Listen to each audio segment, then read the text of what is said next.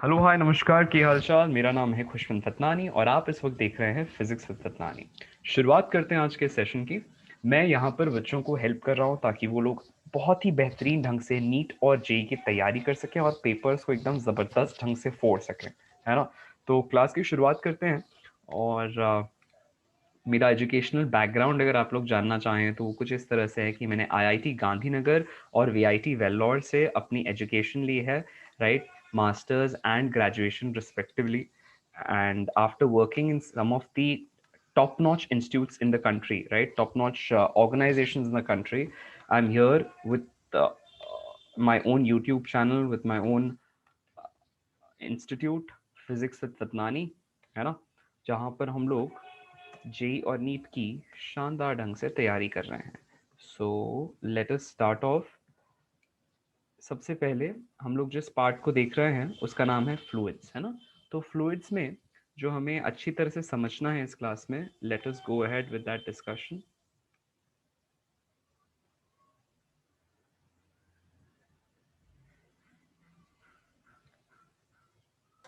Okay sir. Okay, ठीक है। तो अब शुरू करते हैं। देखो, फ्लूइड मेक में हम लोग जो कॉन्टेक्स्ट देख रहे हैं, राइट, कॉन्टेक्स्ट जो समझ रहे हैं अभी, उससे लेट अस कंटिन्यू। देखो, तो अब ना फ्लूइड मेक जैसे एक मैंने बताया था, अभिषेक अब ध्यान दो यहाँ पर, शिवांगी। देखो, तो अब हमारे पास हमने क्या देखा कि फ्लूइड मेक एक ऐसा सब्जेक्ट है जो हर जगह आपके है। लेट्स से आप अपनी गैस पाइपलाइंस को देखते हैं, है ना, सीएनजी गैस आती है, तुम्हारे पेट्रोल जिस लाइन से जाता है, क्या है वो, पाइपलाइंस हैं। पानी जाता है ड्रेनेज सिस्टम से, अगेन पाइपलाइंस हैं। तुम्हारे घरों में पाइपलाइंस के जरिए पानी को उठाया जाता है, नलों में लाया जाता है। क्या है ये? फ्लूइड मैकेनिक्स है। नल है, कैसे काम कर रहा है? वाल्व्स के जरिए काम कर रहा है। कौन सा सिस्टम काम करते हैं फ्लूइड मैकेनिक्स के? तो कहने का मतलब समथिंग जो हर तरफ बसा हुआ है। अच्छा, तुम लोग ये देखते हो हवा से जब बारिश गिरती है, अभिषेक मुझे एक बात बताना, व्हेनेवर रेन फॉल्स, ऐसा क्यों नहीं होता कि कोई, अच्छा मुझे बताओ, कोई चीज अब जब नीचे गिरती है, अभिषेक, जब भी कोई चीज नीचे गिरती है तो उसकी वेलोसिटी बढ़ती चली जाती है, हाँ या ना? हाँ या ना? हाँ वेनेवर सर। कोई भी चीज ग्रेविटी में नीचे जाती है तो उसकी वेलोसिटी क्या करती जाती है? बढ़ती जाती है कि नहीं? सही कह रहा हूँ? तो अब जब नीचे जाते हुए हाँ वेलोसिटी सर। किसी भी चीज की बढ़ती है, तो ये जो आकाश से तुम्हारे पानी की बूंदें आ रही होती है, वो अगर वहां से सपोज अपन लेते हैं, है ना, आकाश कितना ऊपर है लगभग? क्लाउड्स की हाइट जानते हो कितनी होती है?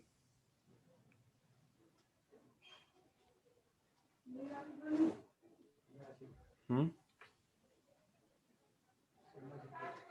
तो बादल जो होते हैं वो 3000 मीटर पर होते हैं, है ना अभिषेक। अब यहाँ देखो, एक एक पानी की बूंद कितने ग्राम की होती होगी, क्या लगता है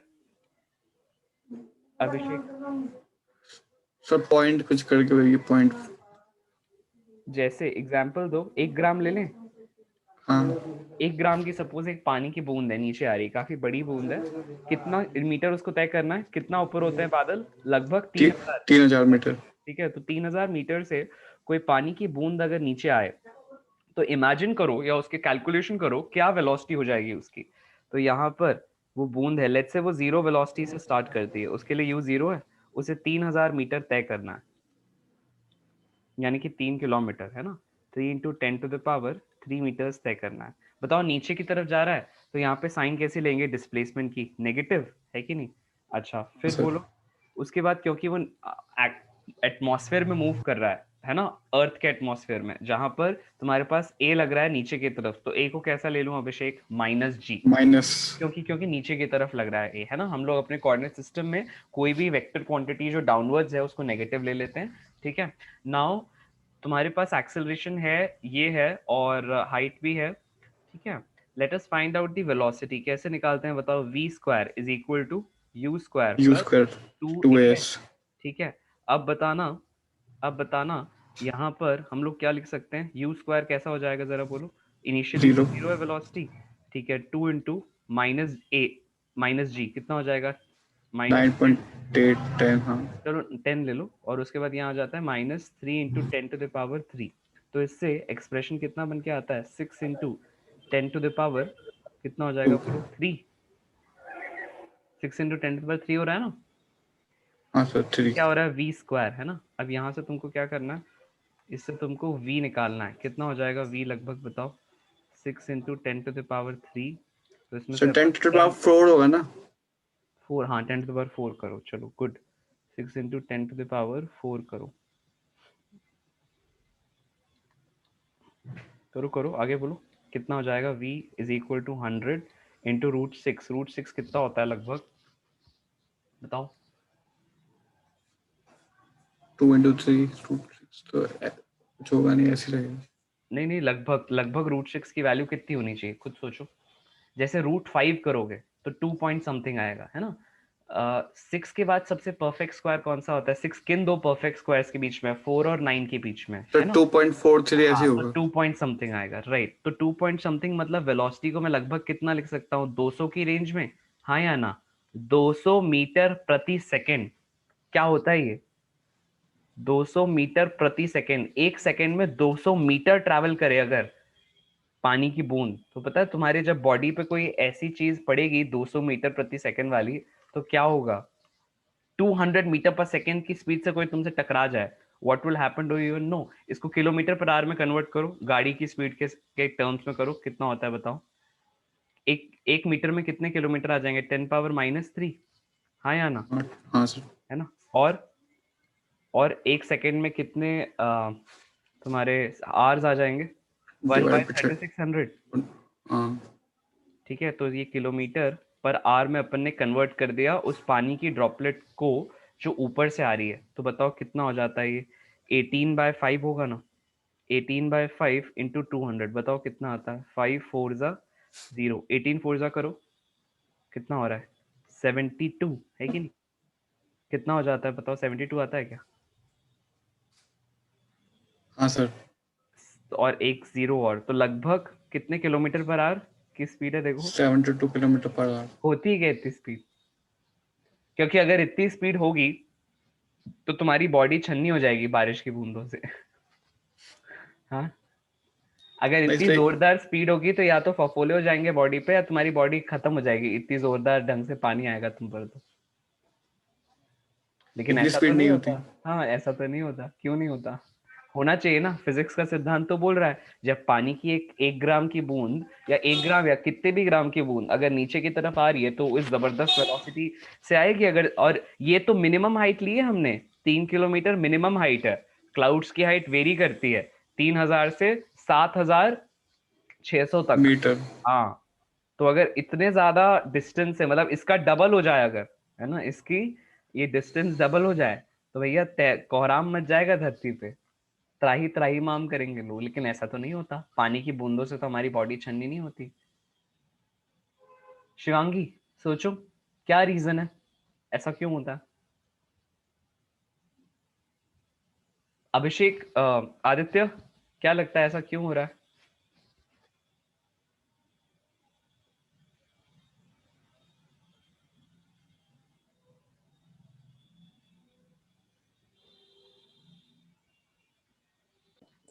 अच्छा, पेपर बिल्कुल ही अच्छा नहीं हुआ था, इसलिए मैंने बोला था। हाँ, तो उसको अच्छा नहीं तो बोलते ही नहीं है ना, उसको तो अपन बोलते हैं अपन ने बहुत कुछ सीखा। पेपर या तो हम सीखते हैं या अच्छा जाता है, खराब तो कुछ होता ही नहीं लाइफ में। ठीक है, चलो बढ़िया। लेकिन ये पेपर सिर्फ एक बार सॉल्व नहीं करने हैं शिवांगी, जब ये चैप्टर हो जाएं, जैसे अभी तुम्हारे सब चैप्टर्स हो गए रोटेशनल तक, तो रोटेशनल तक काइनेमैटिक्स से लेकर रोटेशनल तक तुम्हारे पास डेली प्रैक्टिस क्वेश्चंस भी है ना? और तुम्हारे Yes, sir. कंप्लीट टेस्ट भी है, तो उनको बनाना शुरू करो। कर सकती हो ना?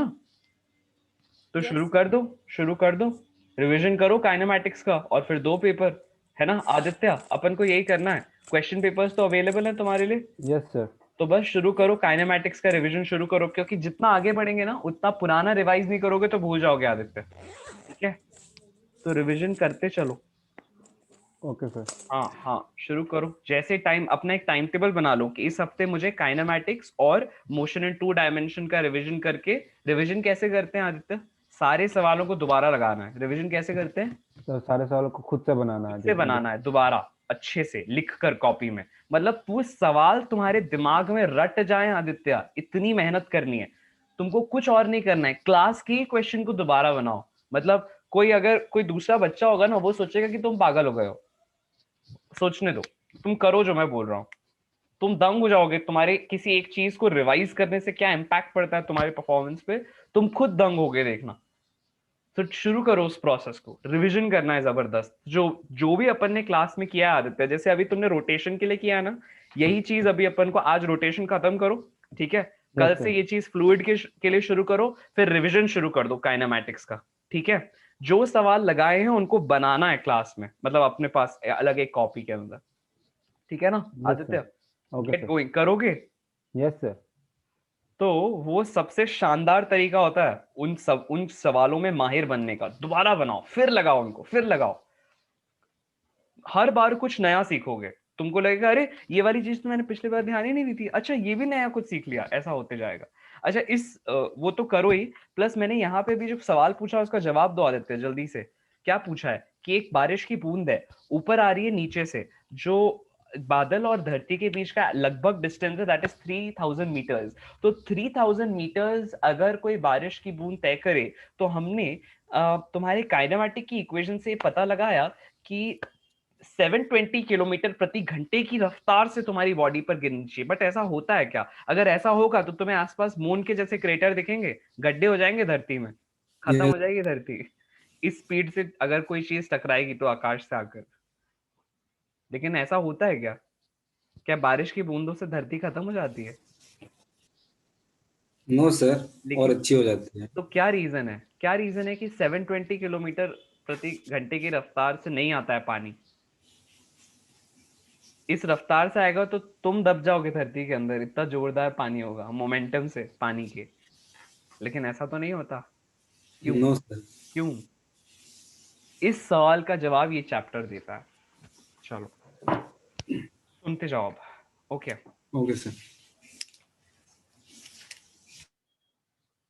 Have a look all of you, ये लिख लो अपने पास कैलकुलेशंस, ठीक है। Let's begin.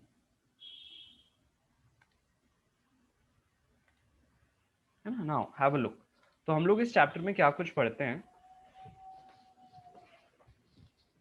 Let's see all of it.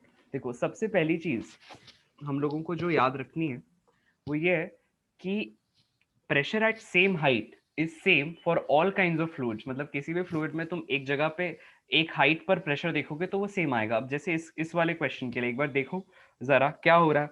हमारे पास ये 1 2 3 यहाँ पर टैंक्स रखे हुए हैं, ठीक है। अब इन टैंक का शेप कैसा भी हो, इन टैंक का शेप कैसा भी हो, अगर सबके अंदर जो हाइट है अगर वो सेम हो जाए, सबके अंदर अगर हाइट है अगर वो सेम हो जाए, तो प्रेशर एट द सेम कैसा होगा, सेम हाइट सेम होगा। इसका मतलब यहाँ पर भी प्रेशर होगा एच रो जी, यहाँ पर भी होगा एच रो जी, और यहाँ पर भी कैसा होगा एच रो जी। ये प्रेशर का फॉर्मूला होता है। कैसा होता है अभिषेक? एच इंटू रो इंटू जी, जहां पर रो किसकी वैल्यू है, रो किसकी वैल्यू है, डेंसिटी डेंसिटी।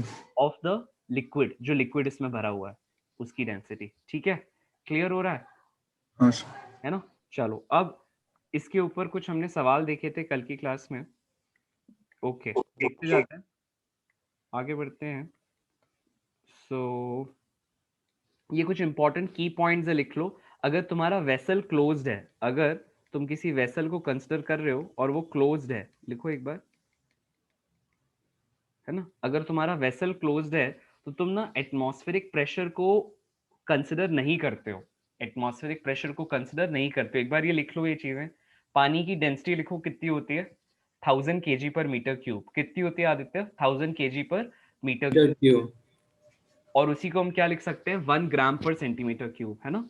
अच्छा यस एक लीटर में कितने मीटर क्यूब आते हैं, देखो लिखा हुआ है, सर, 10⁻³ मीटर लिखो क्यूब। लिखो अभी लिखो अपनी कॉपी में। यस, छोटी छोटी चीजें हैं बट लिखो, लिखते जाओ।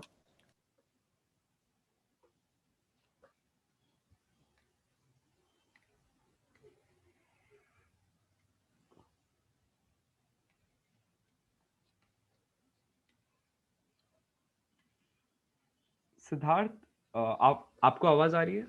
Connected? Yes sir. Woofer on शायद ऐसा लग रहा है। खैर, अच्छा वैसे आप लोगों को सभी को बसंत पंचमी की बहुत बहुत शुभकामनाएं। Happy Basant Panchami everyone. Thank you sir. चलो शुरू करते हैं। अब जैसे यहाँ पर एक क्वेश्चन है, देखो सब लोग, क्वेश्चन क्या कह रहा है, हमने सीखा था कल की क्लास में कि pressure due to a height h column of the liquid is given as h rho g। अब इस सवाल को बनाने की कोशिश करो, क्या हो जाएगा जरा बताओ। अप्रोच शिवांगी क्या करेंगे, मैं यहाँ बता रहा हूँ। आपके पास एक पिस्टन है, ठीक है, एक पिस्टन है और यहाँ अंदर पानी भरा हुआ है। पानी के लिए आपको डेंसिटी दी हुई है रो एल, ठीक है। इस पूरे चेंबर का जो वॉल्यूम है वो है v, हाइट h है। क्वेश्चन कहता है कि अगर ऊपर एटमॉस्फेरिक प्रेशर है, मतलब हवा है, तो उसकी वजह से एटमॉस्फेरिक प्रेशर लग रहा होगा। यहाँ पर नेट बेस पर प्रेशर कितना लग रहा है, ठीक है। ये पिस्टन दिया हुआ है, अपन को दिया है ये पिस्टन है।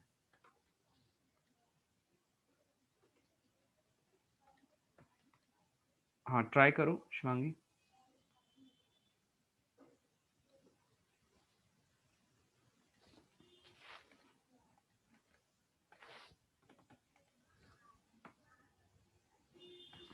शिवांगी ट्राई करो। एक प्रेशर लगेगा बिकॉज ऑफ द एटमॉस्फेयर, और दूसरा कौन सा लगेगा?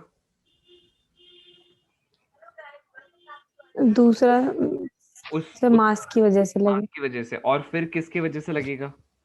इस लिक्विड। वाटर। हाँ, तो नेट प्रेशर कैसा हाँ हो जाएगा? लिक्विड की वजह, नेट जो भी pressure liquid। Eight the base, net pressure at the base is given bye, एक हो जाएगा एटमॉस्फेरिक प्रेशर, है ना, प्लस इस मास की दूसरा वजह हो से जाएगा नीचे रो की जी तरफ एच। रो जी एच, इसकी वजह से लिक्विड की वजह से, और उस एम की वजह से कितना लगेगा बताओ। कितना एरिया है पिस्टन का, जानती हो क्या? वो तो नहीं दिया है, यहाँ पे हाइट दिया और नो वॉल्यूम सर। दिया है, तो एरिया निकल सकता है क्या?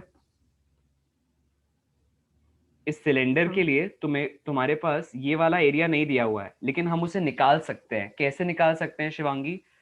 कैसी होती है? वॉल्यूम का मतलब क्या होता है? एरिया इनटू हाइट, जानती हो? वॉल्यूम हाइट, कैसा होता है? Yes sir. Area into height. तुम्हारे पास वॉल्यूम दी हाइट, है, हाइट दी है, एरिया आ जाएगा। कैसे निकालोगी बोलो? Yes sir. v by H. कैसे निकालोगी बोलो? v by H V by निकालोगी। एच। हाँ चलो गुड। उसके बाद यहाँ पर जो ये वहां यहाँ पर जो लिक्विड भरा है उसके वजह से भी तुमने बोला प्रेशर होगा, तो रो एल जी एच, ठीक है। और इस ए की जगह क्या लिखोगे? v by H. क्लियर हो रहा है क्या?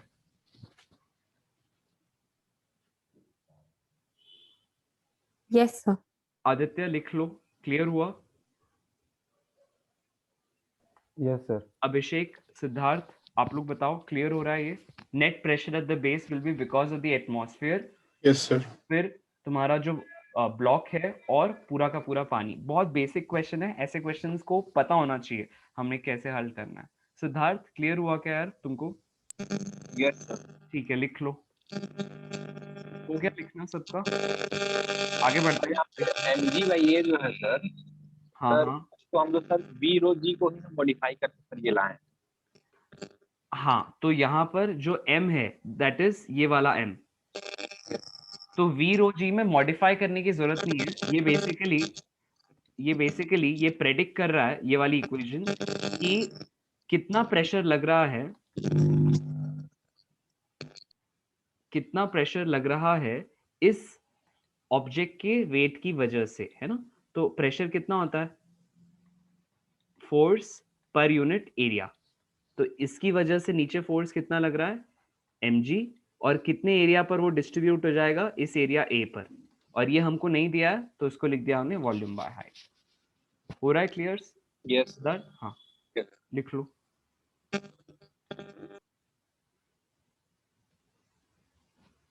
आगे बढ़े नेक्स्ट पर। चलो ठीक है।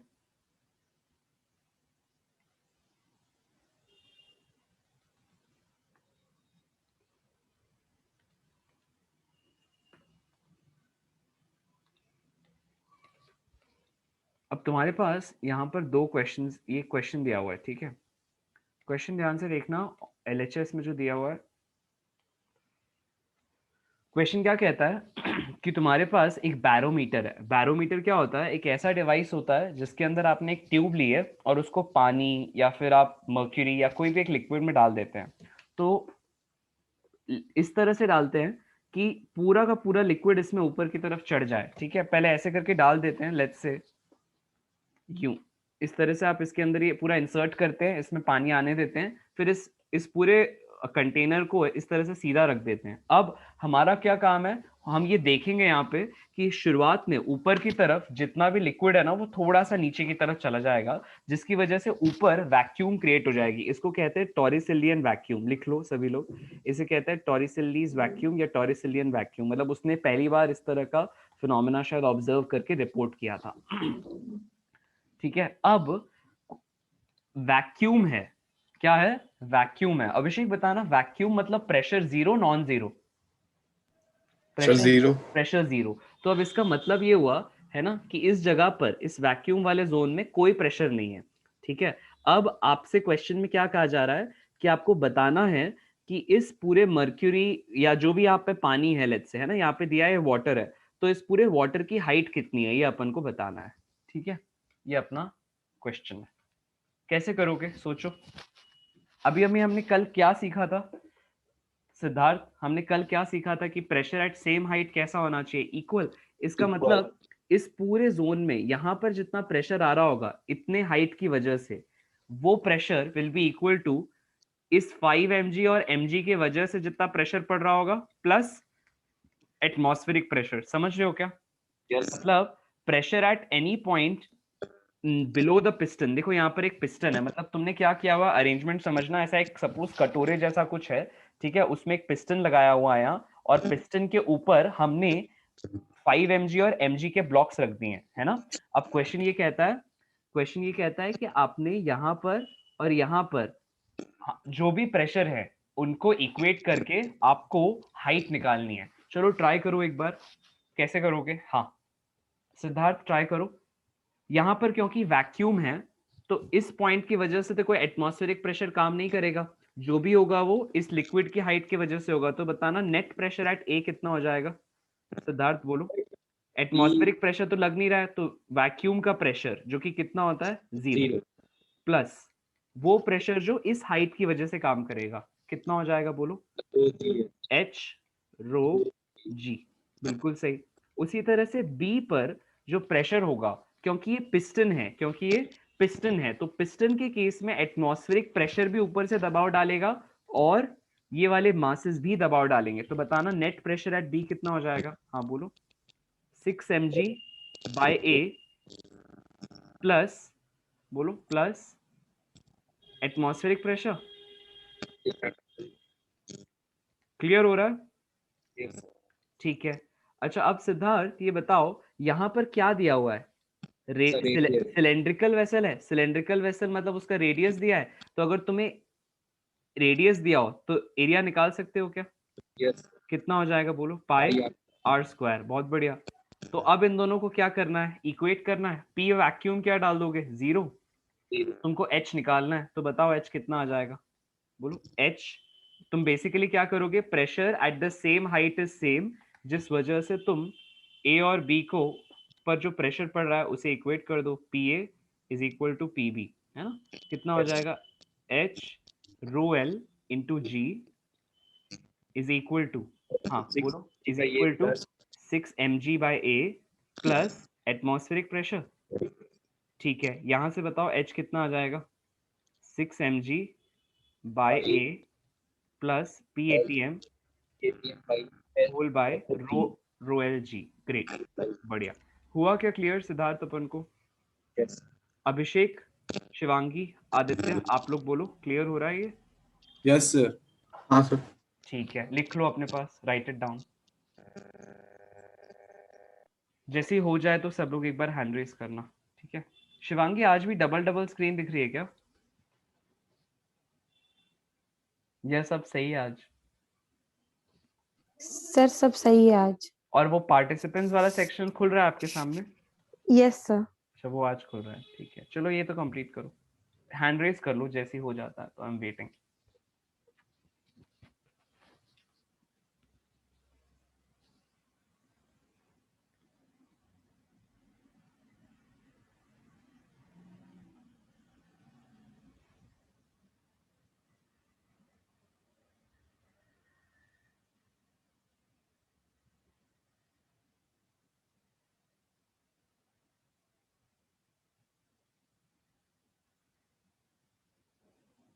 ये लिख लो, क्वेश्चन भी लिख लो, सोल्यूशन भी लिख लो, खुद से बनाने की कोशिश करो, ठीक है? I am waiting. Hand raise करो जैसे ही हो जाता है।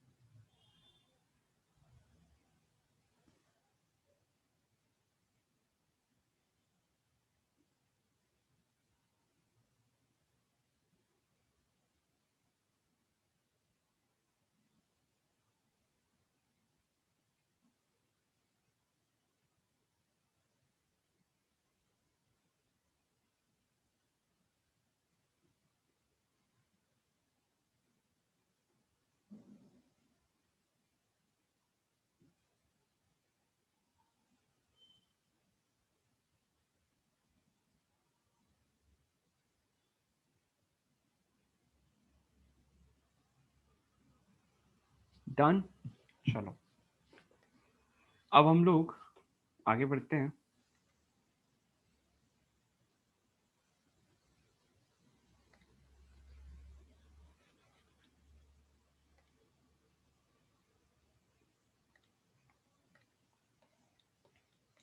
ठीक है, चलो ये तो हो गया। अब ना एक अगला लॉ है जिसे अपन कहते हैं पास्कल्स लॉ।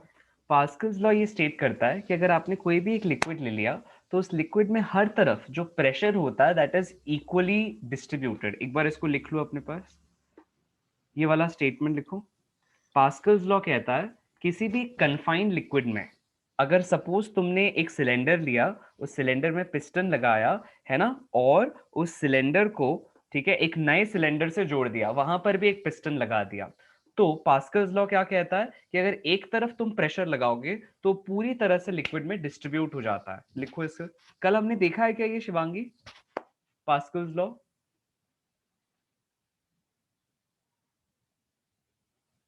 अच्छा Shivangi is not here. Aditya कल हमने देखा है पास्कल्स लॉ? यस सर, थोड़ा बहुत देखा ओके था। लिखो लिखो। ये वाला डायग्राम है, बनाया है अपन ने कॉपी में आदित्य? सर कल नहीं बनाया था, अभी बना रहा बना हूँ। लो बना लो। यस। तो अब यहाँ देखना सब लोग, एक बार पहले ध्यान से समझ लो फिर लिखते जाना।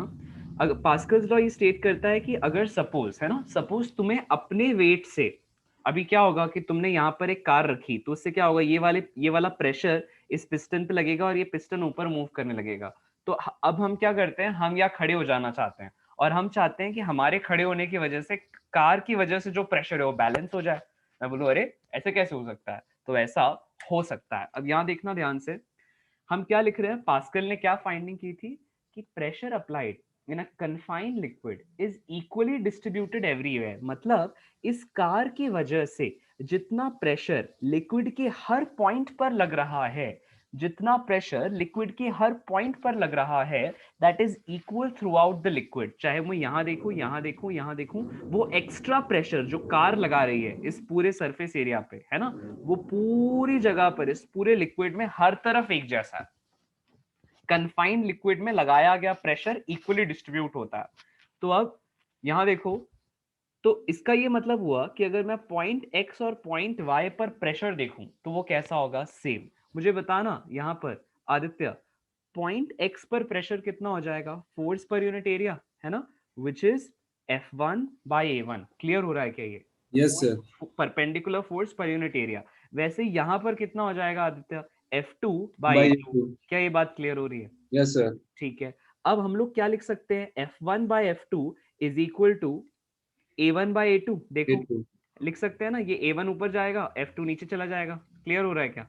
Yes sir. ठीक है, लिख लिया। अब क्या ये बात जानते हो कि लेट्स से अगर मैं लिखता हूं x by Y is equal to 11 by 9, इसका मीनिंग क्या हुआ?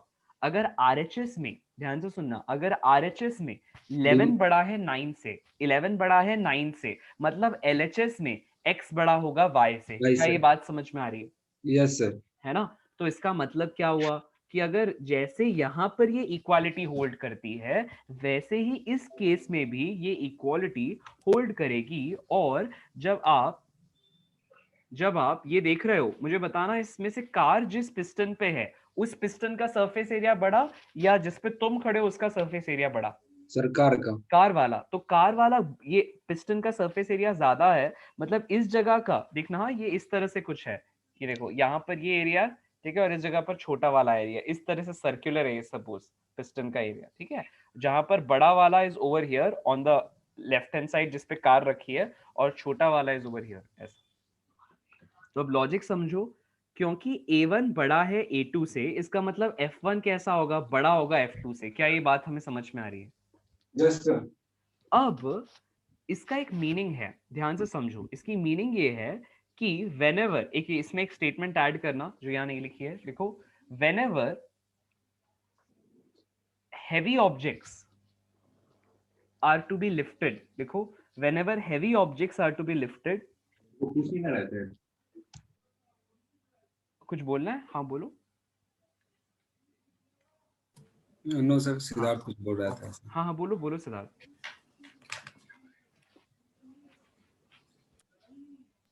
सर ये हाँ कल हो गया है। हाँ कल हो गया है, बट थोड़ा सा रिवीजन के लिए लिखवा रहा हूँ, लिखो। जब तक तुम लोग आओ तब तक मैं रिवीजन करा रहा था इसीलिए। हाँ लिख लो एक बार। By using small force, larger objects can be lifted। चलो अब इस पे सवाल बनाओ, शुरू करो।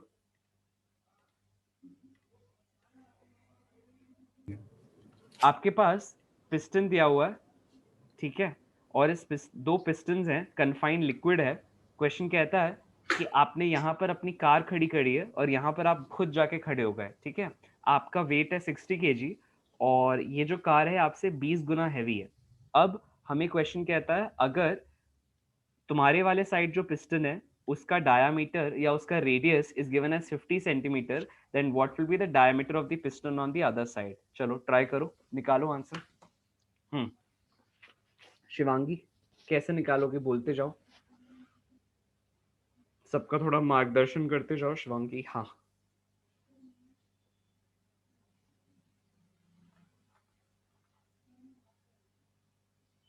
शिवांगी है क्लास में? है तो।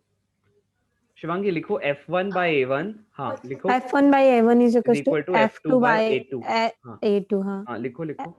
यहाँ पर कितना फोर्स लग रहा होगा इस आदमी की वजह से नीचे की तरफ? 60 into G। यस सर, लिखो 60G। लिखो 60G लिखो, F1 की जगह 60G लिखो। पहले सब और लोग F लिखेंगे F1 by A1 is equal to F2 by A2। हाँ और गुड। F2 की जगह सर 120G। 120G क्यों? कहाँ से आया वो? 20 times heavier than a man। अच्छा ओके। अगर आदमी का वेट 600 न्यूटन है तो कार का वेट 600 into 20 न्यूटन है, ठीक है। फिर क्या करें बोलो? सर दोनों की वैल्यू डालेंगे। किसकी? F1 अपॉन किसकी वैल्यू? क्या एरिया कितना होता है सिलेंडर के लिए? एक मतलब एक स्फेरिकल, सॉरी तुम्हारे सर्कुलर सरफेस के लिए एरिया कितना होता है बताओ रेडियस के टर्म्स में? हाँ बोलो। रेडियस के टर्म्स में पाई आर स्क्वायर कितना होता है पाई एरिया? स्क्वायर। हाँ सर। पाई आर स्क्वायर लिखो। और वैसे यहाँ पर एरिया कैसे लिखोगे बोलो? Pi into suppose capital R ले लो। कितना ले लोगी? कैपिटल आर ले लो, है ना। चलो कैलकुलेट करो अब। Yes sir. करो कैलकुलेशन करो। दोनों तरफ से क्या 60G कट जाएगा? Yes sir. और इधर से पे कट पाई जाएगा। पाई। और तुम्हारे पास अब क्या क्या दिया है? चलो तुम्हें सपोज कैपिटल आर निकालना, निकालो कैपिटल आर कितना आता है? Yes sir. 20 into R square, है कि नहीं? और फिर आर अपॉन आर इधर हो जाएगा, 1 का स्क्वायर तो 1 ही होता है, √20 हो जाएगा। ठीक है, तो आर इज आर रूट और R20। ऐसा कितना दिया यार बताओ? Capital R is equal to R √20। हाँ हाँ ये कितना आ रहा है? स्मॉल आर बताओ कितना दिया है? 50 सेंटीमीटर तो सर। 50 सेंटीमीटर मतलब कितने मीटर हो गया? 100 सेंटीमीटर में 1 मीटर आता है शिवांगी। 0.5। हाँ गुड, 0.5। या तो हाफ लिख सकते हैं, हाफ मीटर यस का, सर। है कि नहीं? ये क्या आ गया? यस। रेडियस। क्या तुमको रेडियस पूछा जा रहा है? नो सर, डायमीटर पूछा जा रहा है, × 2 कर देंगे। कितना आ जाएगा बोलो? 2r. which is I'm sorry, 2 into root 5. हाँ सही कह रही हो, नहीं 2 into r ही होगा, हाँ बोलो सही है ना, And √5 चेक करो एक बार yes, कितना आता है आंसर, 4√5 आ रहा है क्या, 2√5 आ रहा है क्या? सिद्धार्थ एक बार चेक करके बताओ आता है क्या आंसर?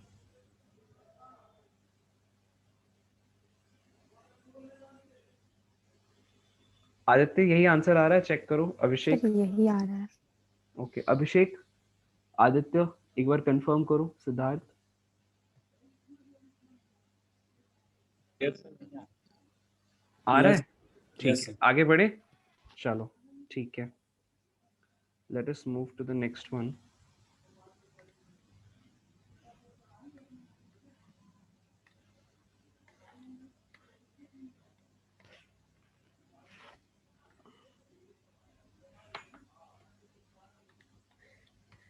अभी एक अगला क्वेश्चन करो।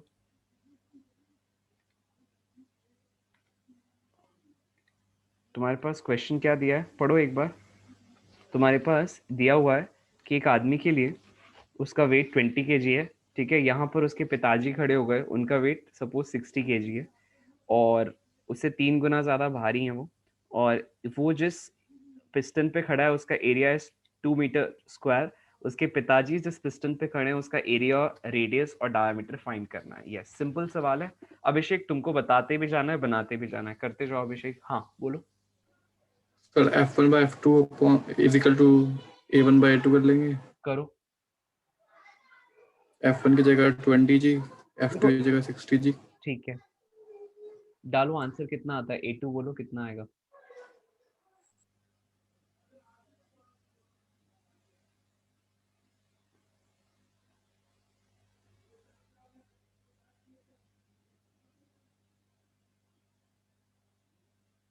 आया अभिषेक? बोलो कितना आता है। Sir 6 metre square. 6 metre square. और ये चीज ना इतना टाइम नहीं लगना था इसको, देखो ऐसे क्वेश्चंस को थोड़ा और ट्रिक लगाओ। तुम्हारे पास क्या समझ में आ गया तुम्हें कि F1 by A1 is a constant. इसका मीनिंग क्या हुआ कि force is directly proportional to area, हाँ या ना? अगर यहाँ पर फोर्स 3 गुना हो गया तो एरिया भी कितने गुना हो जाना चाहिए, कितने गुना हो जाना चाहिए, 3 गुना होना 3 चाहिए गुना। कि नहीं? तो यहाँ पर अगर 2 मीटर स्क्वायर का एरिया है तो यहाँ नेचुरली कितना होगा, 6 मीटर स्क्वायर। समझे, इन अ सेकेंड बनाना है। तो तुम्हारी नीट के पेपर में आता सब बच्चों को है सपोज, लेकिन आगे कौन बढ़ेगा जो इस तरह का थोड़ा लॉजिक यूज करेगा। समझ रहे हो क्या, क्वेश्चन में ये भी चीजें देखना शुरू करो आज से। अभिषेक समझ रहे हो क्या बता रहा हूँ कि ओवरऑल चीज देखो, सब क्वेश्चन में क्या हो रही है, जो तुमने अभी कैलकुलेशन में किया 10-5 सेकंड लग गया, 15 सेकंड लग गया, वो टाइम तुम्हारा बच जाएगा यहाँ पे। समझ रहे हो, है ना? ऐसे अपन को छोटी छोटी जगह समय बचाना है अपने पेपर में। चलो ठीक है, एरिया आ गया तुम्हारा, चलो बताओ रेडियस कितना हो जाएगा। विद इन अ सेकेंड बोलना, दिमाग में करो, पेन नहीं उठाना इसके लिए। 6 इज द एरिया, रेडियस कितना होगा, दिमाग में करो, मेंटल मैथ फास्ट करना है अपन को। अभिषेक हाँ बोलो, πr² is equal to 6, therefore आंखें बंद करके बोलो, therefore r² is equal to 6 by pi। Under pi by 6। हाँ हाँ, ये चीज, अंडर 6 बाय पाई। हाँ √6 by pi, ये चीज दिमाग में होनी चाहिए अब। ठीक है, खटाखट दिमाग में चलेगी चीजें। चलो अब तुम्हारे पास रेडियस आ गया, इसको इंटू 2 करो, बोलो डायमीटर कितना आता है। 2 into √6 बाय पाई। और सब कुछ अंडर रूट में लिखना हो तो तुम्हारे पास 4 ऑप्शन है, सब कुछ अंडर रूट में लिखना है और डायमीटर देना है आंसर। ये सिद्धार्थ तुमसे लेते हैं, तुम्हारे पास ये ऑप्शन है। 24 good upon good good good 5। Good.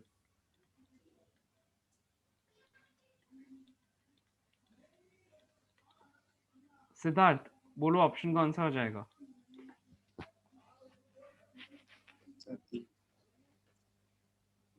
तुम्हारी आवाज कट गई।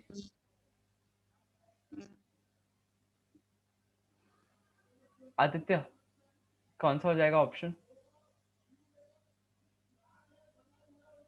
शिवांगी कौन सा हो जाएगा ऑप्शन। तुम ही बोल दो अभिषेक। हाँ, option number B। B is the wrong answer.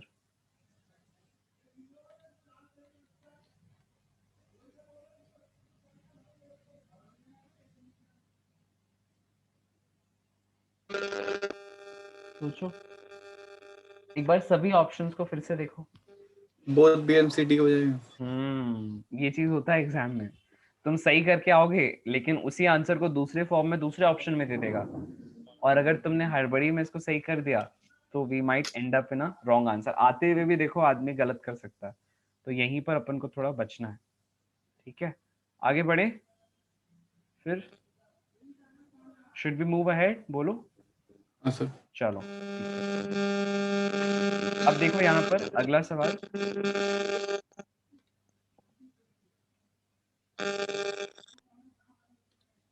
Okay Siddharth, एक काम करो, तुम्हारे एंड पे जो स्पीकर्स है ना वो काफी डिस्टरबेंस, लाइक माइक्रोफोन्स काफी डिस्टरबेंस क्रिएट कर रहे हैं, थोड़ा माइक्रोफोन चेंज करके देखो, देखो उससे कुछ फायदा होता है क्या। हाँ चलो ठीक है। आदित्य सवाल लगाओ एक बार, पढ़ो एक बार क्वेश्चन क्या लिखता है कि आपके पास एक तरफ उसी तरह का अरेंजमेंट है, कंटिन्यूअस लिक्विड है, एक तरफ 20 न्यूटन का फोर्स है, दूसरी तरफ 10 न्यूटन का फोर्स है ना। क्वेश्चन लिखता है आपके पास सर्कुलर क्रॉस सेक्शन एरिया नहीं है, आपके बार कैसा है, पिस्टन के शेप का है, देखो piston is in the shape of a square, मतलब यहाँ पर स्क्वायर एरिया है, ऐसा समझ पा रहे हो। यस ठीक है, सर। यहाँ पर 20 न्यूटन लग रहा है, यहाँ कितना लग रहा है 10 न्यूटन। क्वेश्चन क्या कह रहा है, पढ़ो। क्वेश्चन कह रहा है आपको इस ये जो एज होगा क्या होगा, एज उसका रेशियो निकालना है। यहाँ पर अगर सपोज एज का मतलब समझते हो, अगर स्क्वायर है उसके एक साइड को अपन एज बोलते हैं, ठीक है। तो यस सर। यहाँ पर जो एज है और यहाँ पर जो एज है उनको इन्होंने E1 और E2 कह दिया है। लेंथ ऑफ द एज मतलब length of the side of the square, है ना। क्वेश्चन कहता है E1 E2 का रेशियो बताइए। चलो ट्राई करो, कैसे करोगे। F1 by F2 is A1 equal to A1 by A2, करो कितना आता है, हाँ जल्दी से करो।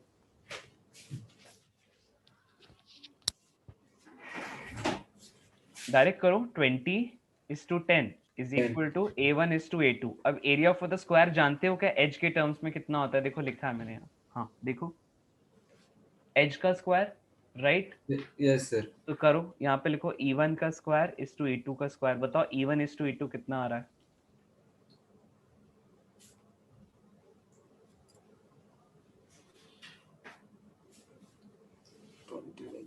Area square. अरे इतना समय क्यों लग रहा है। E1 by E2 का whole square is equal to 2:1, therefore E1 by E2 is to √2 is equal to √2। Hello, yes sir, बना रहा हूँ। अरे ये स्क्रीन पे देखो ना एक बार, मैं क्या पूछ रहा हूँ आदित्य, ये Yes. स्क्रीन पे देखो, F1 by F2 is A1 by A2, और जो एरिया है वो स्क्वायर के टर्म्स में, स्क्वायर का एरिया होता है पाई आर स्क्वायर, है ना। सॉरी स्क्वायर का एरिया होता है एज का स्क्वायर, है ना। तो Yes. एज का स्क्वायर लिख दिया ऊपर भी, एज का स्क्वायर लिख दिया नीचे भी। This is equal to E1 by E2 का होल स्क्वायर, ये किसके इक्वल आ रहा है 20/10 के, जो कि कैसा हो जाएगा 2:1, देयरफॉर E1 by E2 कैसा हो जाएगा रूट ऑफ 2:1। क्लियर हो रहा है क्या। Yes sir. है ना। और इसी को क्या लिख सकते हो, √2 जानते हो वैल्यू क्या होती है, मैंने कहा था ना रूट याद रखना है, बताओ कितना होता है 1.4144। हाँ चलो हो गया क्लियर, आगे बढ़े। Yes sir. सिद्धार्थ, शिवांगी, अभिषेक बताओ एक बार, हरी झंडी दो तो आगे बढ़े। Yes sir. हाँ सर। ठीक है सिद्धार्थ तुमको भी क्लियर है। Yes clear. ओके हाँ ओके आगे बढ़ते हैं। अब ना हमारे पास, ध्यान से देखना, बॉयंट फोर्स क्या होता है वो देखते हैं। तो अब देखो यहाँ मैंने कुछ लिखा है, ठीक है, ध्यान से देखो। अगर सपोज तुमने कभी भी अगर पानी में जाने, या लेट्स से अगर नहाते तो हुई, अगर सपोज तुमने अपना हाथ है पानी के अंदर डाला, ठीक है, तो हम हर दिन जब हाथ पानी के अंदर डालते हैं, आप महसूस करना, ऑब्जर्व करना कि अपना हाथ कैसा हो जाता है, काफी लाइट वेट हो जाता है, हल्का हो जाता है। क्यों, क्योंकि हमारे हाथों पर पानी एक उत्प्लावन बल लगा रहा है, यानी कि एक ऐसा फोर्स जो आपको ऊपर की ओर पुश कर रहा होता है, उसी फोर्स को हम कहते हैं buoyancy। The same force which the water or any fluid applies on an object when the object is immersed in the fluid, that force is known as buoyant force। या वो उत्प्लावन बल जो कोई भी एक लिक्विड किसी भी एक सॉलिड या किसी भी बॉडी पर लगा है जब वो उसमें डाली गई है ना, अपवर्ड फोर्स। इसकी खोजबीन की थी अच्छे से आर्किमेड्स ने। किसने खोजबीन की थी, आर्किमेड्स ने। जिसकी वजह से आर्किमेड्स प्रिंसिपल निकल के आया और इस उत्प्लावन बल की वैल्यू आ गई, यानी कि इस बॉयंसी की या इस बॉयंट फोर्स की हमने वैल्यू निकाली। कहा कि जिस डायरेक्शन में ग्रेविटी लगती है ना, अगर ग्रेविटी नीचे की तरफ लग रही है तो उसकी उल्टी दिशा में ही काम करता है। बॉयंट फोर्स ग्रेविटी की उल्टी दिशा में काम कर रहा होता है, ग्रेविटी नीचे है इसलिए बॉयंट फोर्स ऊपर काम करता है। अब खुद सोचो, अगर तुम्हारे पास ये बॉल है, ठीक है, अपन ने इसको पानी में डाल दिया, तुम्हारे पास पानी लेना, ठीक है, इसको बॉल के अंदर डालना, तो अगर इस बॉल के अंदर पानी लेना और ग्लास के अंदर डालना, put the ball into it, क्या होगा? थोड़ा सा पानी छलक के बाहर आ जाएगा। आदित्य, ऐसा क्यों होता है कि जब तुम एक बॉल को पानी से भरे हुए वेसल के अंदर डालते हो तो थोड़ा सा पानी छलक के बाहर क्यों आ जाता है? क्योंकि जितने एरिया में या जितने वॉल्यूम में स्पेस ऑक्युपाई करते हैं। क्योंकि जितने जगह पर पहले पानी भरा हुआ था, अब वो वाली जगह तो सॉलिड ने ले ली, तो इतने पानी को तो बाहर जाना पड़ेगा ना। तो जितना पानी बाहर छलक कर आ गया, जितना पानी बाहर छलक कर आ गया, उस पानी का जो वेट है, उस पानी का जो वेट है, वही बॉयंट फोर्स के इक्वल होता है, जो इस बॉडी पर ऊपर की ओर काम करता है। क्या हमें बात समझ में आई? Yes sir. क्या बोला मैंने कि अगर तुमने किसी बॉडी को पानी में इमर्स किया है तो जितनी जगह पर वो इमर्स्ड है उसकी वजह से कुछ लिक्विड छलक के बाहर आएगा। वो जो लिक्विड छलक के बाहर आया उसका जो वेट है वही इस बॉयंट फोर्स के इक्वल है। क्या ये पॉइंट क्लियर हो रहा है अभी आदित्य? ठीक है, तो यहाँ पर मैंने इसको हिंदी में लिखा हुआ है आप लोगों के लिए, एक बार जरा लिख लो अपने पास, है ना, right it down.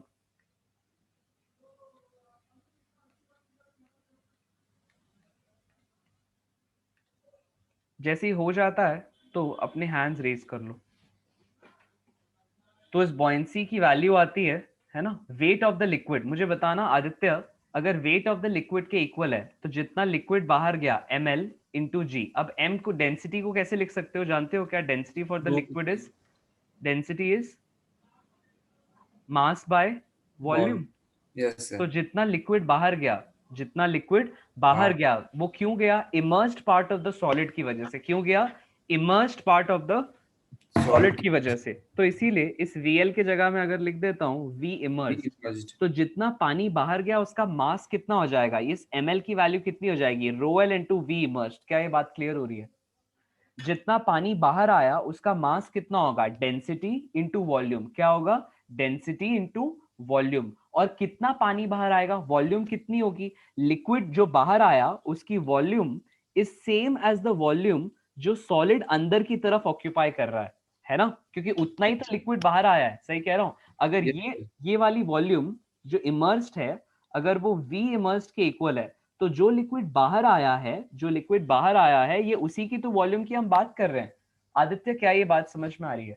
Yes sir. क्या बोला, बताया मैंने? चलो समराइज करो एक बार सर उसका वॉल्यूम उतना ही होगा जितना कोई ऑब्जेक्ट स्पेस कवर कर रहा है, जितना वॉल्यूम ऑक्यूपाई कर रहा है उतना ही। हाँ ठीक है, इसका मतलब उस लिक्विड का मास कितना होगा जो बाहर आ गया है?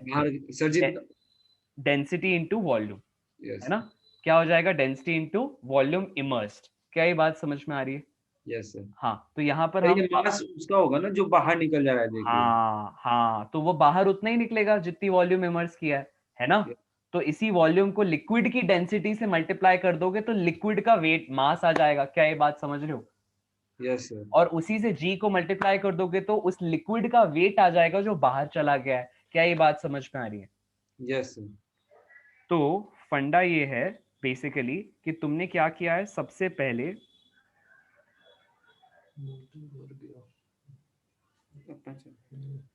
सुनो ध्यान से सभी लोग, हमने क्या किया है? आदित्य ध्यान यहाँ पे रखो। क्या किया है हमने? थोड़ा सा लिक्विड यहाँ से बाहर निकाल दिया है, लिक्विड बाहर निकाल दिया है, और हमने कहा कि जितना लिक्विड बाहर आया है ना, बाहर आया है जो लिक्विड, जितनी वॉल्यूम बाहर आई है वो इमर्स्ड सॉलिड की वॉल्यूम के इक्वल है। अब हमें लिक्विड का मास निकालना है, तो वो हो जाएगा लिक्विड की डेंसिटी इंटू जितना लिक्विड बाहर आया है। और इस जो लिक्विड बाहर आया है इसकी जगह हम लिख सकते हैं जितना वॉल्यूम इमर्स्ड है सॉलिड का। क्या ये बात हमें समझ में आ रही है? Yes sir. ठीक है, फिर आगे क्या करोगे? बोलते जाओ। उसके बाद तुम्हारे पास मास आ गया, तो उस लिक्विड का वेट कितना होगा जो बाहर आया है? उस लिक्विड का वेट कितना होगा जो बाहर आया है? यही मास इंटू जी। और इस मास की जगह अब तुम क्या लिख सकते हो? Rho L into V immersed g into हाँ जी। जी। क्या ये लॉजिक हमें समझ में आ रहा है? Yes sir. इसको अपनी कॉपी में लिखो। ये यहाँ नहीं लिखा है, बट यहाँ मैंने अभी लिख दिया, चलो लिखो। और मैंने हिंदी में तुम्हारे लिए बहुत ही अच्छे से बॉयंट फोर्स की अंडरस्टैंडिंग लिखी हुई है, इसको भी लिख लो। कि बॉक्स को, जो भी तुम बॉक्स है, जो भी ऑब्जेक्ट है, उसको पानी में डालने पर जितना पानी उछलकर बाहर आ गया उसका वेट बॉयंसी देता है ना? उसके weight is equal to buoyancy. लिख लो। शिवांगी, ये लॉजिक समझ में आया आपको? कि जो बॉयंसी है वो बाहर आए हुए पानी के वेट के बराबर है। Yes sir. लिख लो। जैसे ही सबका हो जाए तो एक बार हैंड रेस करो, फिर सवाल बनाते हैं।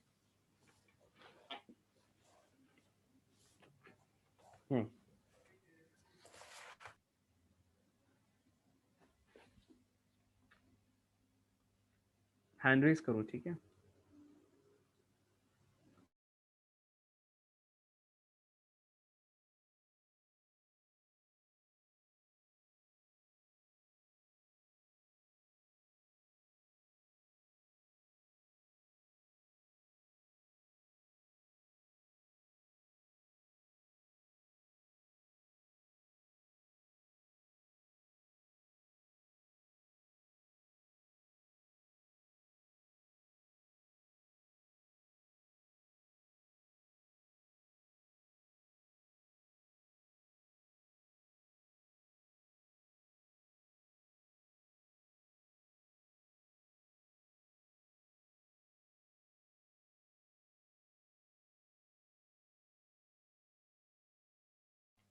Okay, done.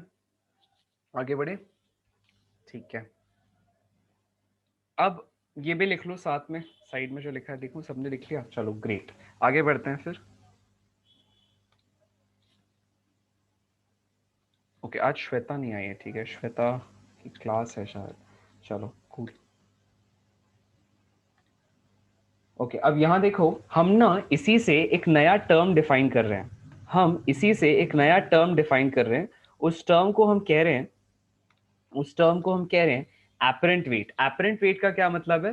एपरेंट वेट का मतलब है जितना ऊपर की तरफ, जितना ऊपर की तरफ बॉयंसी लग रही है, उससे क्या होगा? नीचे की तरफ जो वेट लग रहा है वो तो पहले W था। तो जब ये बॉक्स हवा में था,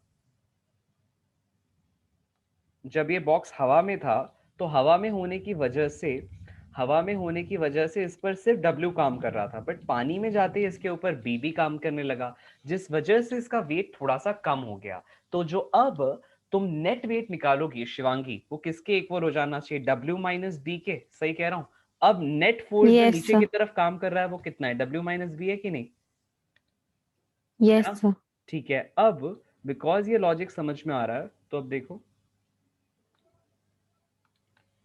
अब यहां देखना मैंने यहाँ क्या लिखा है। सपोज तुम्हारे पास एक ऑब्जेक्ट है, ठीक है? इसको फ्रेश लिखो। हाँ, सपोज तुम्हारे पास एक ऑब्जेक्ट है। उस ऑब्जेक्ट के लिए, उस ऑब्जेक्ट के लिए लिखो अपने पास शिवांगी, उस ऑब्जेक्ट का आपको मास दिया हुआ है। उस ऑब्जेक्ट का आपको मास दिया हुआ है 50 kg, ठीक है? उसको तुम पानी में डालती हो। पानी में डालने पर, पानी में डालने पर तुम्हें बताना है उसका एपरेंट वेट कितना होगा। चलो बताओ कैसे करोगी?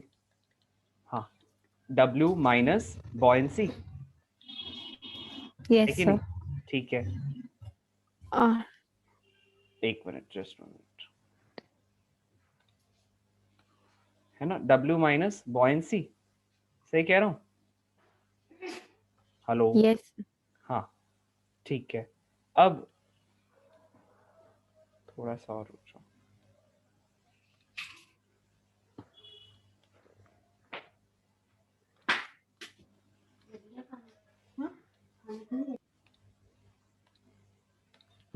सिद्धार्थ, अब तुम यहाँ से कंटिन्यू करो। अगर तुम्हारे पास उस ऑब्जेक्ट का मास 50 kg है, ठीक है? सपोज उसकी जो डेंसिटी है ना, दैट इज 2000 kg पर मीटर क्यूब, ठीक है, ऐसा दिया हुआ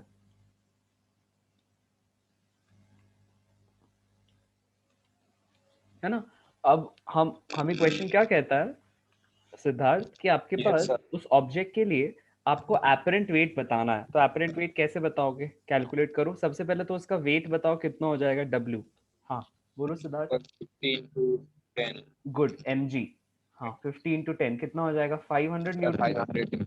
ठीक है, अब आपने इसके लिए बॉयंसी कैलकुलेट करनी है। बॉयंसी क्या होती है, volume immersed into rho L times of g. Liquid into gravity. Good, तो अब हमारे पास वॉल्यूम इमर्स्ड पूरी तरह से, अगर सपोज वो लिक्विड के अंदर इमर्स्ड है, जिस सॉलिड की अपन बात कर रहे हैं वो पूरी तरह से लिक्विड के अंदर है, तो उसके लिए वॉल्यूम इमर्स्ड टोटल वॉल्यूम की एक बार हो जाएगी।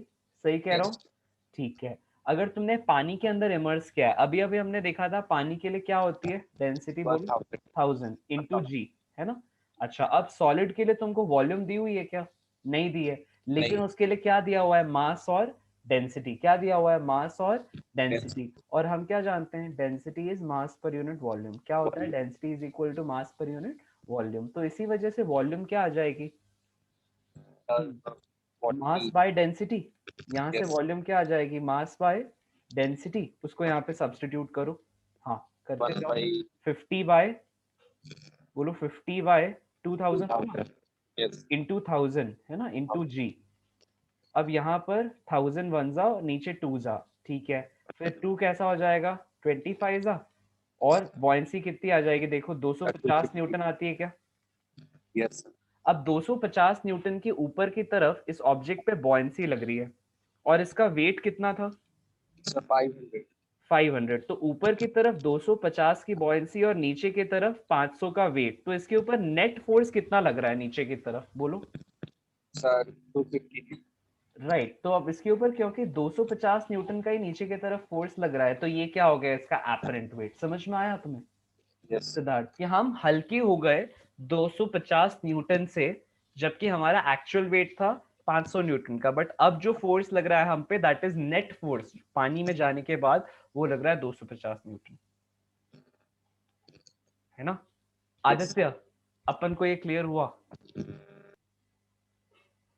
Yes sir. अभिषेक, हाँ सर। कुछ डाउट है अभिषेक, कुछ डाउट है आदित्य, सिद्धार्थ, शिवांगी, क्लियर हुआ ये लॉजिक। Yes sir. लिख लो एक बार, अगर क्लियर है तो लिख लो। जैसे सब लोग लिख लोगे ना, तो फिर हैंड डाउन कर लो,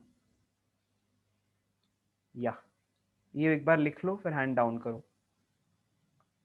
जैसे आपके पास जैसे अपने पास एपरेंट वेट है ना, वैसे ही एक टर्म होता है apparent acceleration due to gravity. जैसा तुम लोग यहाँ देख सकते हो, apparent acceleration due to gravity is defined as g dash. अब सपोज मुझे जी डैश निकालना है, तो कैसे निकालूंगा, तुमको एपरेंट वेट को डिवाइड कर देना है एक्चुअल मास से। मतलब सपोज तुम उस चीज का एक्चुअल मास जानते हो, कितना था एक्चुअल मास शिवांगी, 50 किलो, है ना। लेकिन उसका एपरेंट वेट कितना आ रहा है, एपरेंट वेट कितना आ रहा है शिवांगी, 250 N। 250 N। तो अब तुमको 250 को किससे डिवाइड करना है, 50 से, है ना, राइट। Yes sir. तो बताओ कितना आ जाता है, 5 आ रहा है। 5 क्या है, 5 ये जी डैश है, इसलिए मीटर पर सेकेंड स्क्वायर। क्या है, मीटर पर सेकेंड स्क्वायर। मीटर मतलब पर सेकंड। इसका मीनिंग क्या हुआ शिवांगी कि इतना एक्सेलरेशन ड्यू टू ग्रेविटी ऐसा लगेगा कि लग रहा है। मतलब अगर यहाँ पर पानी नहीं ऐसा होता, लग रहा है। हाँ अगर यहाँ पानी नहीं होता, अगर यहाँ पानी नहीं होता, तो कितनी एक्सेलरेशन ड्यू टू ग्रेविटी लगनी चाहिए थी ताकि इसको लगता कि इसका वेट 250 न्यूटन है। मैं रिपीट करता हूँ शिवांगी, ध्यान से सुनो। कितनी एक्सेलरेशन ड्यू टू ग्रेविटी नीचे की तरफ लगती अगर इसको लगता कि इसका वेट 250 न्यूटन हवा में भी है। हवा में होकर 250 न्यूटन वेट होने का क्या मतलब होता है, क्या मतलब होता है कि जी डैश तुम पर नीचे की तरफ कितना लग रहा है, 5 मीटर पर सेकेंड स्क्वायर का। समझ में आ रही है क्या बात, 5 मीटर पर है ना। So this is the effective gravity जो Yes, उसके ऊपर काम कर रही है। क्या है ये, जी इफेक्टिव भी बोलते हैं, क्या बोलते हैं? इफेक्टिव ग्रेविटी, क्या बोलते हैं जी शिवांगी? इफेक्टिव जी और इफेक्टिव, हाँ, है ना? तो मतलब पानी की वजह से जी इफेक्टिव कम हो गया। क्या हमें समझ में आया? जी का जी देखो, जी नीचे की तरफ लगता है और पानी ने ऊपर की तरफ फोर्स लगा दिया, तो उसने जी के प्रभाव को कम कर दिया। समझ रही हो ना? समझ रही हो कि नहीं? यस जैसे जैसे हिंदू शास्त्रों में क्या बोलते हैं, अलग अलग तरह की कैसी गणनाएं होती है कि अभी तुम्हारे पर राहु की महादशा है या फिर केतु का कुछ है, एक्सेट्रा एक्सेट्रा, तो अब तुम शिव जी की पूजा करो, तुम पार्वती की पूजा करो, जिससे ग्रह दोष क्या हो जाएंगे? कम हो जाएंगे। इसका ये मतलब नहीं है कि वो अपना इम्पैक्ट खत्म कर देंगे, वो अपना इम्पैक्ट अभी भी कर रहे हैं, लेकिन क्योंकि तुम शिव भक्त हो, क्योंकि तुम पार्वती भक्त हो, तो क्या होगा? तुम्हारे ऊपर थोड़ा सा शील्ड ऑफ प्रोटेक्शन आ जाएगा। मतलब मैं तुम्हें बता रहा हूँ कि इस ढंग से थियरीज बनाई जाती हैं, तुम्हें इस ढंग से चीजों को समझाया जाता है ना? तो जैसे वहां पर राहु अभी भी तुमको नीचे की ओर खींच रहा है, वो अभी भी तुम्हें डिप्रेशन लाना चाह रहा है फॉर एग्जाम्पल, लेकिन क्या होगा? जो लेट्स से अगर तुम शिव भक्त हो तो क्या हो रहा है? वो चीज तुम्हें थोड़ा सा लाइफ में एलिवेटेड रख रही है ना? मतलब तुम्हारा फिर भी कोई ऐसा कारण बन जाएगा जिससे तुम्हारा मूड पॉजिटिव होने लगेगा उस दौरान भी। मैं एग्जाम्पल दे रहा हूँ, बहुत वेग एग्जाम्पल, बट देन चीजों को शायद तुम ज्यादा अच्छे से समझ सको और याद रख सको उस पर्पज से। समझ में आ रही है बात? ग्रेविटी नीचे की तरफ तुम्हें खींच रही है, लेकिन पानी में जाने के कारण क्या हो रहा है? तुम्हारी ऊपर जो इफेक्टिव ग्रेविटी है वो कैसी हो जा रही है? कम हो जा रही है। क्या ये बात समझ में आ रही कम हो है? जाए।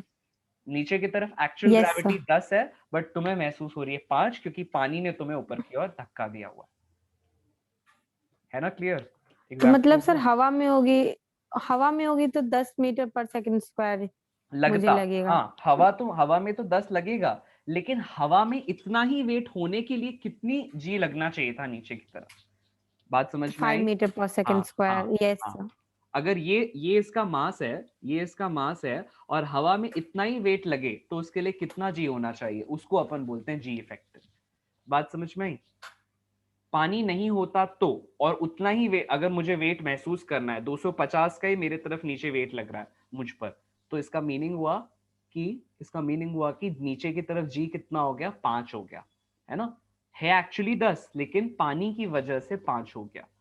तो अगर पानी नहीं होता और अगर उतना ही मुझे वेट नीचे लगाना होता, तो जी कितना हो जाता? 5 मीटर पर सेकेंड स्क्वायर। आ रही है बात? क्लियर हो रही है? यस ठीक है यस सिद्धार्थ, ये सर। पॉइंट समझ में आया? अभिषेक, आदित्य, सबको आ रहा है? पॉइंट क्लियर हो Yes, रहा है sir. ये? यस ठीक है, सर। अब इसको अपने पास लिख लो।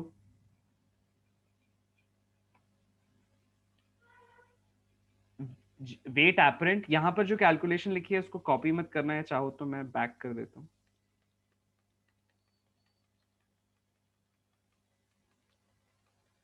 ये लिख लिया था ना सबने डेटा सारा?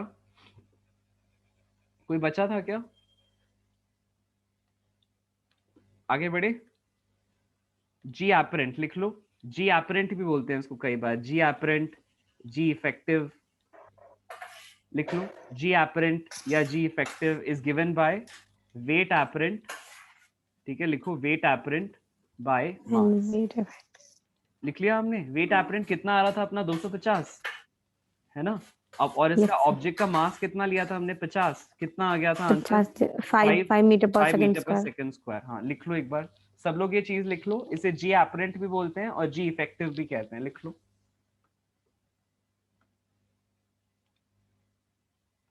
जैसे ही हो जाए तो हैंड डाउन करो।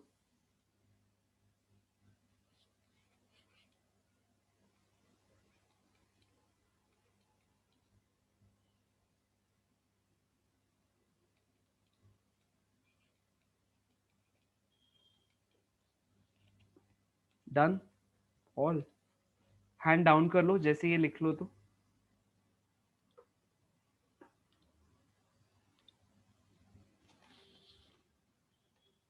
ये लिख लो, 2 लाइन ही है, फटाफट लिखो। शिवांगी हो गया? Yes sir. ओके ओके, चलो ठीक है, आगे बढ़ते हैं फिर। नेक्स्ट पॉइंट देखो सब लोग। अब हमारे पास एक लॉ आता है, जिस लॉ को कहते हैं लॉ ऑफ फ्लोटेशन, है ना? क्या कहता है law of flotation? Law of flotation ये कहता है कि अगर तुम्हारे पास एक लिक्विड, एक ऑब्जेक्ट है जिसको तुम पानी में डाल रहे हो, तो क्या कंडीशन है कि वो फ्लोट करेगा या फ्लोट नहीं करेगा? अब ऑब्वियस बात है, खुद ही सोचो। एक ऑब्जेक्ट के ऊपर की तरफ लग रहा है वेट, नीचे की तरफ लग रही है बॉयंसी।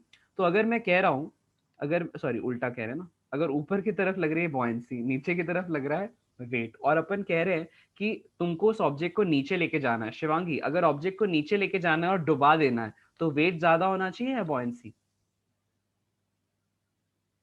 सर वेट ज्यादा होना है ना, चाहिए। नेट फोर्स जिस जिस दिशा में होगा उस दिशा में ऑब्जेक्ट बढ़ेगा, इसीलिए बॉयंसी अगर कम है और वेट ज्यादा है तो ऑब्जेक्ट नीचे की तरफ सिंक कर जाएगा। क्या ये बात समझ में आ रही है शिवांगी?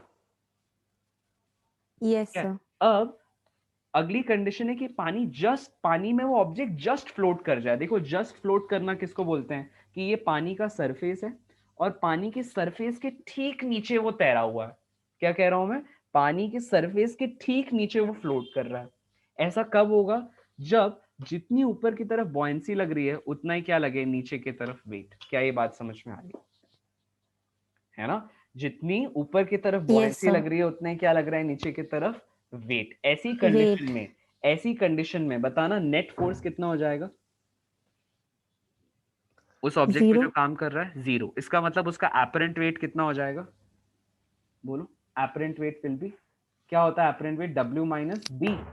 कितना हो जाएगा बी W माइनस बी, बोलो। 0, वो भी 0 हो 0 है। जाएगा, यस। तो इसका मतलब ये हुआ कि एपरेंट वेट की वैल्यू कैसी हो जाती है, 0 हो जाती है जब ऑब्जेक्ट फ्लोट करे। तो इसका मतलब तुम क्या फील करोगी, वेटलेस फील करोगी।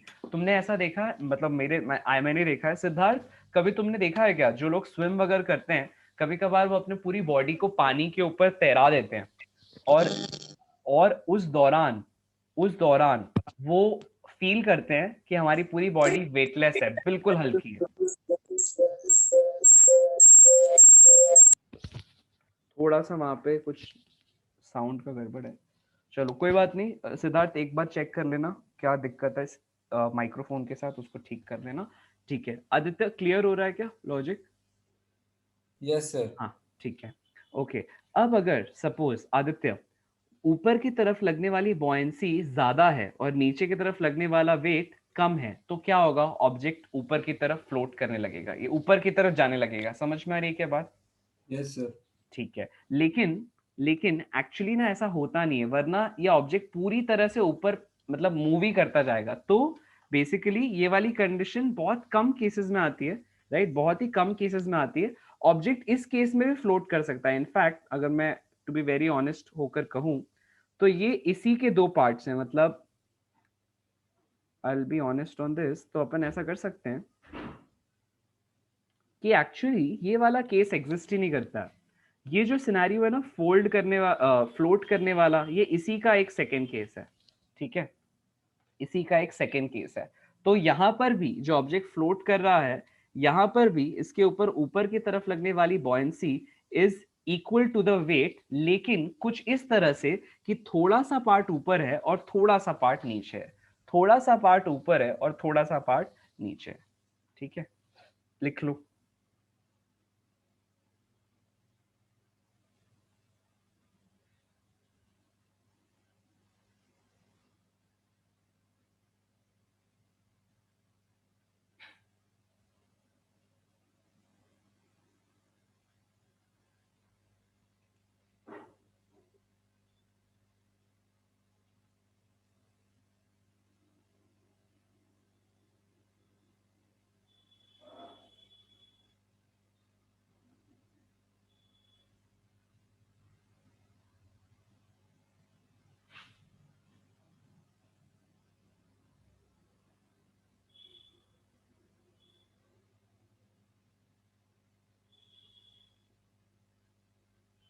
डन, लिखा सबने? हैंड रेज कर लो अगर लिख लिया है तो, तीनों केस बना लो। ये इसी का सेकेंड पार्ट मान लो, ठीक है, इसी का सेकेंड केस मान लो। जैसे ही हो जाए तो हैंड रेज करो। यस सर, लिख लिया।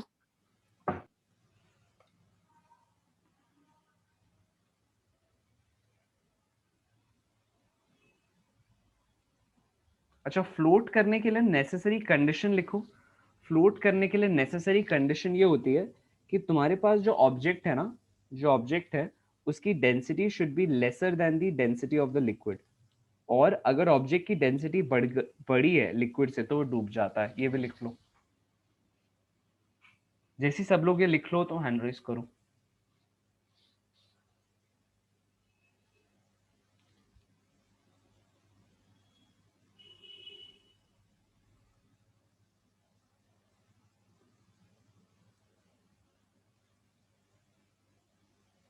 हो गया? चलो अब coming on to the next one.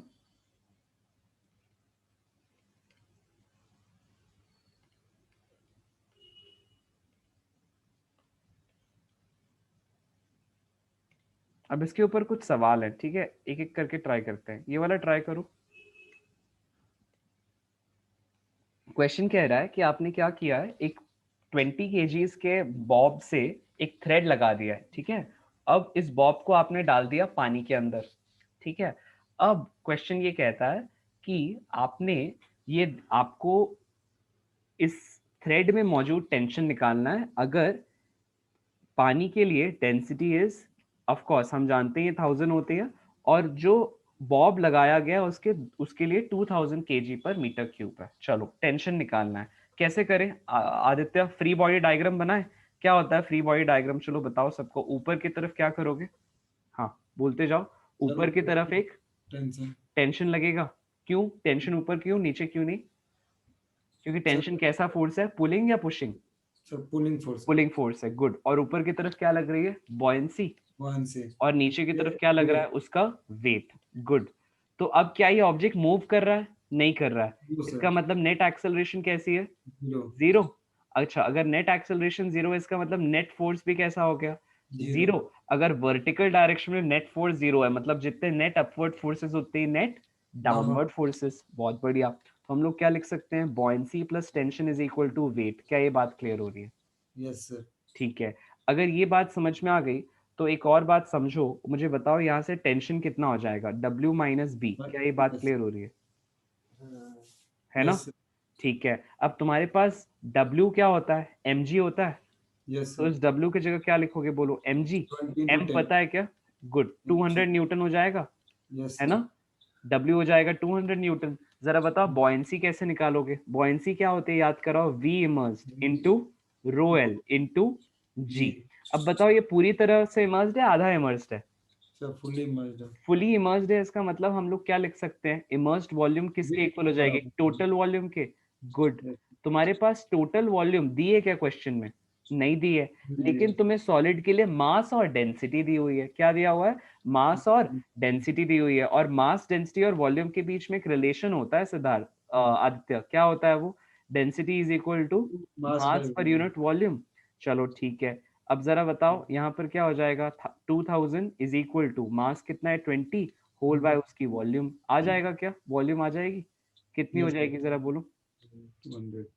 1/100 आ रही है। यस ठीक है, तो वॉल्यूम की जगह 1/100 डालो। 1/100 ही आती है ना, देख लो। Yes sir. हाँ, और रोएल कितना आता है बताओ? 1000 तो 1/100 इंटू 1000 इंटू जी कितना हो जाएगा जरा बोलो? 10। ठीक है, तो क्या क्या हो जाएगा? 100 कटा और यहाँ पर और 100 कटा, कितना बचा? बॉयंसी बोलो कितनी लग रही है? 100 न्यूटन की। तो नीचे की तरफ वेट कितना लग रहा था? 100 न्यूटन का। और बॉयंसी ऊपर की तरफ कितनी लग रही है? सॉरी, वेट था 200 न्यूटन का। तो यहाँ पे डाल दो, वेट की जगह 200 न्यूटन और बॉयंसी की जगह 100 न्यूटन। बताओ टेंशन कितना आ जाता है? 100 माइनस 200, 200 माइनस 100 कितना आ जाता है? 100 न्यूटन आ रहा है। Yes sir. हो रही है बात? समझ में आ रही है? क्लियर हो रही है? Yes sir. है ना? तो ये अपना लॉजिक था।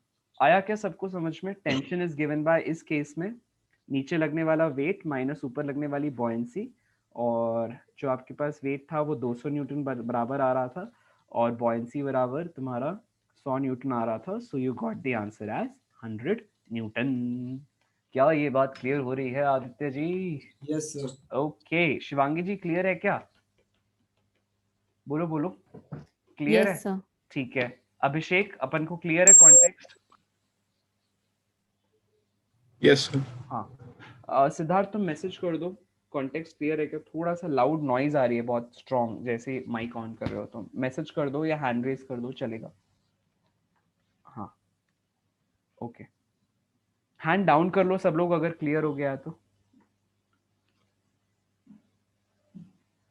एक बार सब लोग हैंड डाउन कर लो अगर ये सवाल समझ में आ गया है तो।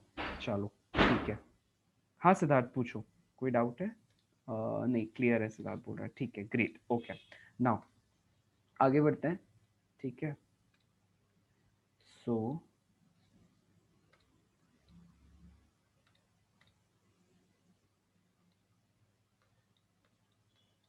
अगला देखो, तुम्हारे पास क्या हो रहा है अब के बार तुम्हारे पास आपके क्वेश्चन में ऐसा दिया जा रहा है कि वी हैव एक क्यूब है हमारे पास, ठीक है।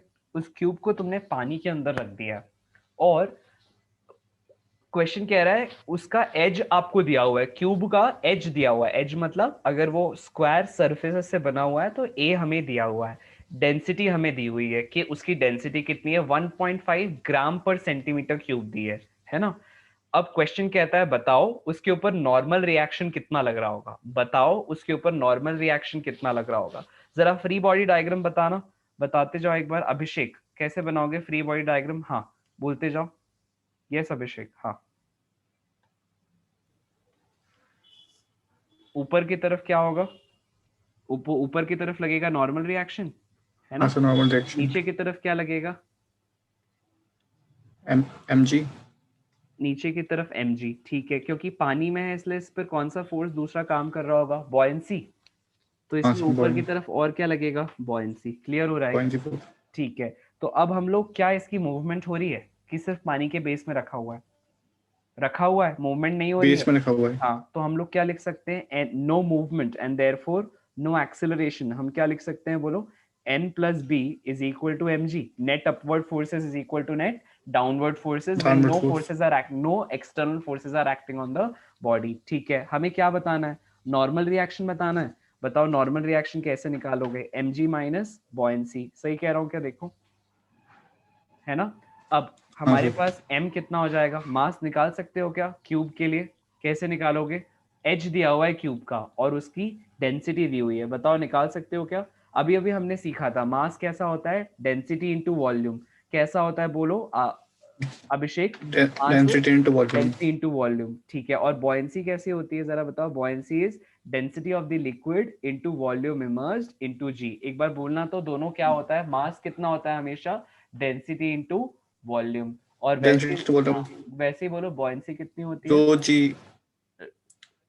रो जीवी, नॉट रो जीवी, रो एल जीवी, मतलब लिक्विड की डेंसिटी इनटू वॉल्यूम इनटू जी। और कौन सी वॉल्यूम?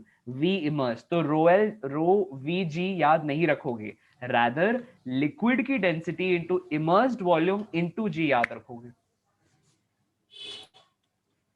क्लियर हो रहा है अभिषेक? क्या बोल रहा हूं?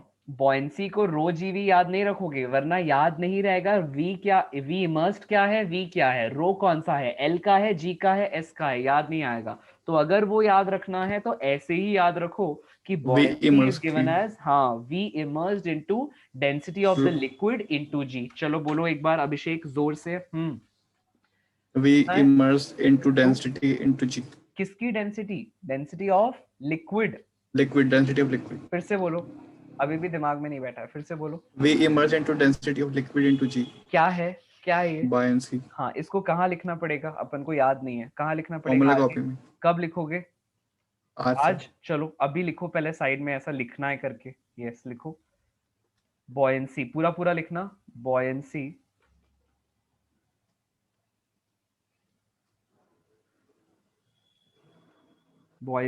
is given as immersed part of the liquid, immersed part of the solid into density of the liquid into G. लिखो, just one. लिखो लिखो।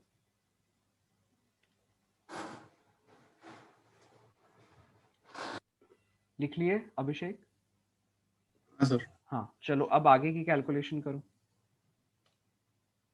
कैसे करोगे? हाँ, यहाँ पर तुम्हारे पास सॉलिड के लिए वॉल्यूम तो नहीं दी है लेकिन एच दिया हुआ है क्यूब का। क्या क्यूब के एच से उसकी वॉल्यूम निकालना जानते हो? बताओ क्या हो जाएगा? Volume is a cube. Good. अब यहाँ पर जो दी हुई है वो किस में दी है? सेंटीमीटर में, मीटर में? सेंटीमीटर में। सपोज मुझे सब ऐसा यूनिट में लाना है आंसर, तो किस में कन्वर्ट करना पड़ेगा? मीटर में। बताओ 1 सेंटीमीटर में कितने मीटर आते हैं? Divided by 100। गुड 0.01 कितने 0.01 आते हैं ना, डिवाइडेड बाय 100 करते हो ना 1 सेंटीमीटर में। अच्छा तुम 10 का बोल रहे हो, ठीक है 0.1 मीटर, ठीक है कर दो 0.1 मीटर का क्यूब कर दो, कितना आता है 10⁻³ तो तुम्हारे पास यहाँ पर जो वॉल्यूम ऑफ द सॉलिड है वो कैसा आ गई 10⁻³ और पूरा का पूरा सॉलिड इमर्स्ड है अभिषेक या आधा इमर्स्ड है? पूरा immersed। पूरा इमर्स्ड है, तो इस V इमर्स्ड की जगह पे क्या लिख सकते हो volume of the solid which is equal to 10⁻³ clear हो रहा है क्या? हाँ और ये रो एस की जगह क्या आ जाएगा जरा बताओ, ये डाल दूं डायरेक्ट, है ना यही डाल दूं? अभी मीटर क्यूब में चेंज करेंगे। ओ करो कितना आता है बताओ, करो करो करो। केजी पर मीटर क्यूब में मैंने अभी भी लिखवाया था अभिषेक, क्या लिखवाया था 1 ग्राम पर सेंटीमीटर क्यूब में कितने आते हैं 1000 केजी पर मीटर क्यूब, कितने आते हैं बोलो 1000 केजी 1000 kg पर मीटर क्यूब। इसका मतलब 1.5 में कितने आएंगे, सीधा 1000 से मल्टीप्लाई करना है। क्या करना है अभिषेक, सीधा 1000 से मल्टीप्लाई करना है। 1500। इतना सोचना नहीं है, धड़ाधड़ देना है जवाब। चलो कर दिया मल्टीप्लाई, आंसर आ गया, जरा बताओ कितना आता है आंसर। कितना नॉर्मल रिएक्शन आ रहा है बताओ। यहाँ पर क्या करोगे, इस रो एल की जगह 1000 डालोगे क्योंकि पानी है, ठीक है। यहाँ पर हमने डाला है वॉल्यूम इमर्स्ड आ रही है 10⁻³ इंटू जी। उसी तरह से यहाँ पे volume of the density of the solid आ रहा है 1500, है ना, और इस ये आ रहा है 1000 इंटू जी। चलो बताओ कितना आता है। हाँ So 15 - 10 5। कितना आता है नेट अब ऊपर की तरफ जो फोर्स आ रहा है it comes out to be 5। देखो ऐसा आ रहा है नॉर्मल रिएक्शन 5 न्यूटन, है ना। कर लोगे ऐसा क्वेश्चन आता है तो, हाँ है ना अभिषेक।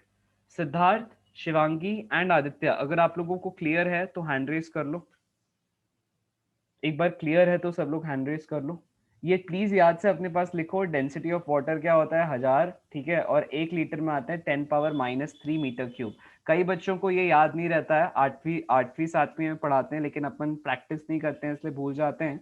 तो आप अपनी कॉपी में से आज ही लिख लोगे, सब लोगों को लिखना है, ठीक है। चलो लिख लो, है ना। अब आगे बढ़ते हैं और इस क्लास को कंप्लीट करते हैं यहाँ पर, ठीक है।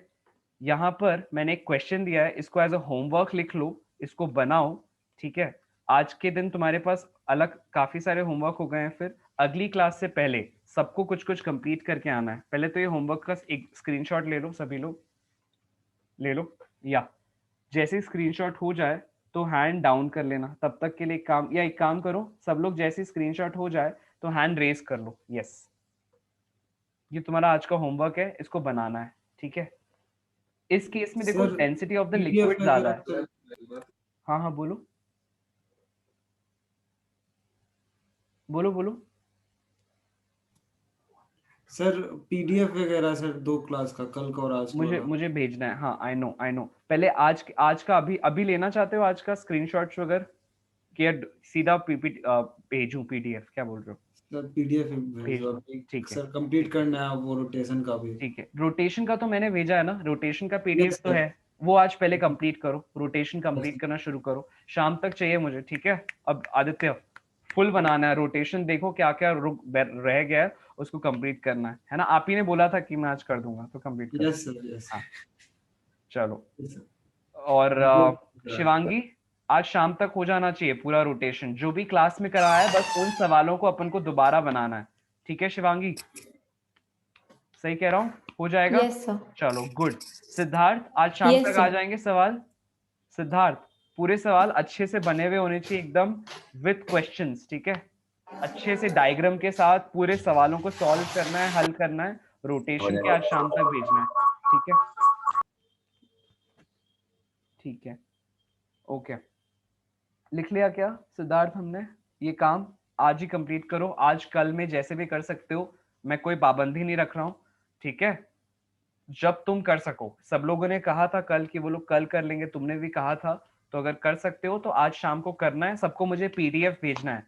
अच्छा अभिषेक तुम्हें क्या करना है, कम से कम पहली 5 क्लासेस, है ना, पहली 5 क्लासेस में से जितनी क्लासेस आज खत्म कर सको उसको पूरे नोट्स बनाओ अपने पास और मुझे आज शाम तक PDF भेजो, ठीक है, या आज Okay. रात तक भेजो, तुम्हारी इच्छा, ठीक है, लेकिन काम करना है हर दिन, है ना। सिर्फ पीडीएफ होने से नहीं आएगी, चीजें क्लियर नहीं होगी, उसको तुमको पढ़ना पड़ेगा, लिखना पड़ेगा, तभी तो समझ में आएगा। और वो कॉपी में होना चाहिए, तुम्हें सिर्फ पढ़ना नहीं है ना। जिस चीज की प्रैक्टिस करोगे उसमें माहिर हो जाओगे, पढ़ने की प्रैक्टिस करोगे पढ़ने में माहिर हो जाओगे। नीट का पेपर पढ़ के आना है कि करके आना है? करके आना है। करके आना है, तो पढ़ना मत, नोट्स को करना, सॉल्व करो, तभी अपन उसमें माहिर होंगे। ठीक है अभिषेक, तुम्हें Okay, आज शाम को क्या भेजना है? बेसिक्स ऑफ मैथमेटिक्स कराए थे मैंने इन लोगों को शुरुआत में, वो मुझे करके भेजना है। ठीक है राइट, कर लोगे? Yes sir. हाँ, जितनी भी क्लास हो सके, एक क्लास, आधी क्लास, 2 क्लास चलेगा। मुझे बता देना सर ये इस क्लास की ये वाला लेक्चर है, मतलब उस पे ऐसे रिप्लाई, मैंने तुम्हें इतने सारे भेजे हैं, जिसको तुम सॉल्व करोगे सर ये वाला डन, सर ये वाला डन, ऐसे आज अगर 1 करो 2 करो, देखो कितने कर सकते हो। ठीक है, पहले एक सरसरी निगाह से पूरा देख लेना, फिर एक एक करके हर सम को देखना, समझने की कोशिश करना, सॉल्व करना, आंसर छिपा देना, समझने की कोशिश करना, सॉल्व करना, सिर्फ टापना मत, मतलब वरना तो कोई सेंस नहीं बनेगा, है ना। समझना पहले, देखो 1-2 एग्जाम्पल समझना मैंने कैसे कराए हैं, फिर अगले वाले क्वेश्चंस के आंसर्स हाइड करना और खुद से बनाने की कोशिश करने हैं। ठीक है, स्ट्रैटेजी क्लियर है? Yes sir. अभिषेक, किस किस ने टेस्ट कॉपी बना ली है? टेस्ट कॉपी का मतलब एक ऐसी कॉपी जिसमें आप अपने टेस्ट के वो सारे क्वेश्चंस लिखेंगे जो आपसे एक बार में टेस्ट में नहीं बने। देखूं एक बार, हैंड रेज करना जिन जिन लोगों ने टेस्ट कॉपी बना ली है। मैंने उस दिन क्लास में सबको बोला था एक टेस्ट कॉपी बनानी है, हैंड रेज करो। जिसने एक ऐसी कॉपी बना ली है जिसमें वो सारे मुश्किल सवाल लिखते हैं जो उनसे एक बार में नहीं हुए। ठीक है, आदित्य, शिवांगी, अभिषेक, कब तक बन जाएगी? कब तक बन जाएगी टेस्ट कॉपी? कब तक बन जाएगी? सर आज शाम को। चलो, अपने आप पास शाम के लिए जो काफी भी सारा question- काम आ गया है। हाँ शिवांगी, क्या क्या काम आ गया है? सबसे पहला तो रोटेशन सर कंप्लीट करना आपको है। पीडीएफ सेंड करना है रोटेशन का, सारे क्वेश्चन जो सॉल्व किए हैं, ठीक है, और जो भी क्वेश्चन इसमें टफ लगे वो उसमें लिखना है टेस्ट कॉपी में। हाँ टेस्ट कॉपी में टेस्ट के सवाल लेने हैं, मतलब लेट्स से तुमने रोटेशन दिया था पेपर, उस पेपर को यस सर। आज या कल दोबारा टाइमर लगा के खुद सॉल्व करना। ठीक है, जब पूरा रोटेशन कंप्लीट कर लो तो जिस टेस्ट सीरीज में तुम एनरोल्ड हो उन पेपर्स को दोबारा निकालो और बनाओ, देखो कौन से सवाल नहीं बनते हैं और वो सब कहाँ जाएंगे? तुम्हारी टेस्ट कॉपी में। ठीक है, क्लियर है ना शिवांगी? जो आज अपन ने फॉर्मूला कॉपी Yes. में पढ़ा है उन क्वेश्चंस को अपडेट कर लेना है। जो भी फॉर्मूला कॉपी में आज अपन ने पढ़ा उसको अपडेट कर लेना है। ठीक है ना। और तुम्हारा क्या होमवर्क है? Yes sir. अभिषेक, क्या होमवर्क है? बेसिक्स ऑफ मैथमेटिक्स जो मैंने शिवांगी, आदित्य लोगों को कराए हैं शुरुआत में, उसको फिनिश करना है आज। ठीक है, ओके सर। हाँ, मुझे शाम तक 1, 2, 3 आधी जितना तुमसे बन पड़े टाइम का यूज करना, finish it of and let me know. ठीक है कि सर मैंने ये कर लिया, मुझे कुछ डाउट्स है, मैं आपसे पूछना चाहता हूँ, ये डाउट्स हैं अलग से, फिर अपन उसके बारे में डिस्कशन करेंगे। ठीक है okay sir. Right. Work power energy में तुम लोगों के जो क्वेरीज थी ना, एक काम करते हैं, उससे हम लोग अगर हो सकेगा तो कल डिस्कस कर लेते हैं। कल की क्लास में मतलब आने वाली क्लास में वर्क पावर एनर्जी के जो क्वेश्चंस तुमसे नहीं बने उनका डिस्कशन करते हैं, है ना। मुझे एक बार वो क्वेश्चंस आप लोग मुझे कल याद दिला देना, कल की क्लास में। आदित्य, कल की क्लास में याद दिला देना, ठीक है राइट। क्लास शुरू होते याद दिलाना, अपन थोड़ा सा डिस्कशन कर लेंगे, ये वाला काम खत्म करते हैं, फ्लूइड को खत्म सर करते हैं। थर्सडे को करते हैं अच्छा, वर्क पावर थर्सडे को करते हैं, एनर्जी। क्यों क्यों? तो आज रोटेशन करना है, फिर ये फ्लूइड मैकेनिक्स वाला, और टेस्ट भी है ना, मतलब उधर से थर्मोमेट्री, कैलोरीमेट्री का, तो वो थोड़ा आज सा टेस्ट है, पढ़ना। चलो हाँ। फिर कर लो, ठीक है कर लो। लेकिन तुमने वर्क पावर एनर्जी का मेरा टेस्ट तो दिया ही हुआ है शिवांगी, यस दिया हुआ है, तो उसी लेकिन के एक बार और क्वेश्चन करके फिर डाउट पूछना है। ठीक है कर लेना, अपने अपने हिसाब से कर लो, फिर जैसे तुम लोग कर लेते हो तो मुझे बोलो, 2 दिन में डिस्कस करते हैं फिर। ठीक है यस चलो, okay then, thank you everyone, take care, bye bye. इस होमवर्क को याद से कर लेना सब लोग, है ना। Great, yes. Okay then, bye bye. कोई डाउट हो रुक के पूछ सकते हो, थैंक यू सर। हाँ जी बिल्कुल, thank you very thank you much, sir. बिल्कुल थैंक यू।